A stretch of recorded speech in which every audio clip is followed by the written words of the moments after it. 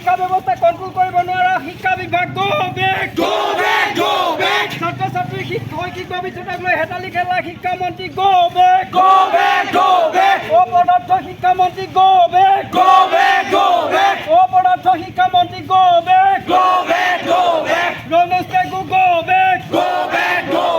Ramesh Pegu go back Nayanjyoti শৰ্মাক অপসাৰণ কৰক নয়নজ্যোতি শৰ্মাক অপসাৰণ কৰক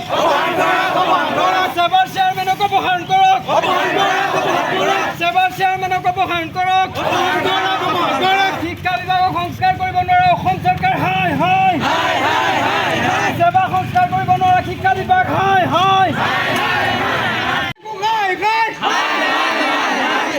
শিক্ষামন্ত্ৰী Ramesh Pegu go back SEBA controller go back SEBA controller go back SEBA chairman go back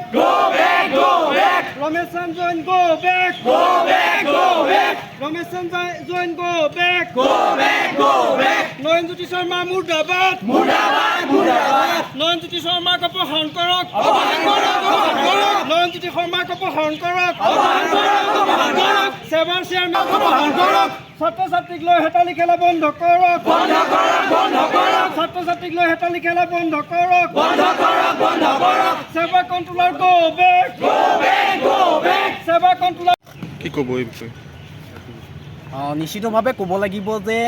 2023 বৰ্ষৰ উচ্চ আৰু উচ্চতৰ মাধ্যমিক বিদ্যাৰ্থীসকলৰ পৰীক্ষা ইতিমধ্যে হৈ আছে আৰু এই পৰীক্ষাৰ লগত জড়িত যিখিনি প্ৰশ্ন কাকত আছে গতিকে অসম চৰকাৰৰ যিখিনি দায়িত্ব ব্যক্তি আছে সেৱা আছে সেই সেৱাৰ কোনোবা আশীপুষ্ট হৈ তেখেতলোকে সেই প্ৰশ্ন কাকতসমূহ ইতিমধ্যে পৰীক্ষাৰ আগত ফাদিল কৰিছে গতিকে আমি ছাত্ৰ সন্থাৰ এটা স্পষ্ট দাবী গতিকে এবছৰত সেৱাই এটাই পৰীক্ষা পাতে সেই পৰীক্ষাটো কেৱল কোনো কাৰণত তেখেতলোকে নিয়াৰিকৈ পাতিব নোৱাৰে গতিকে তেখেতলোকে পৰীক্ষাৰ আগত তেতিয়া ফাদিল কৰিব পাৰে গতিকে এনেকুৱা এটা দুষ্কৃতি ব্যক্তি কেনেধৰণে শিক্ষাৰ দায়িত্ব দিছে এইটো ছাত্ৰ সন্থাৰ মনত এটা সন্দেহ আছে গতিকে ছাত্ৰ সন্থাই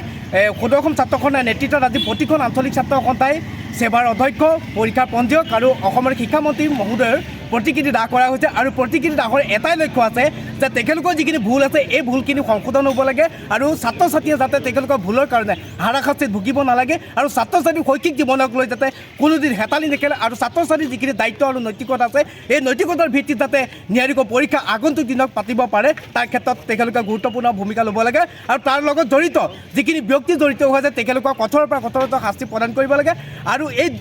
বেয়া কামৰ লগত যিখিনি জড়িত হৈ আছে তেখেতলোকক উচিত শাস্তি প্ৰদান কৰি ছাত্ৰ ছাত্ৰীৰ সুৰক্ষিত ভৱিষ্যতৰ ক্ষেত্ৰত গুৰুত্বপূৰ্ণ ভূমিকা ল'ব লাগে এইটো আমাৰ ছাত্ৰ সন্থাৰ স্পষ্ট দাবী আছিল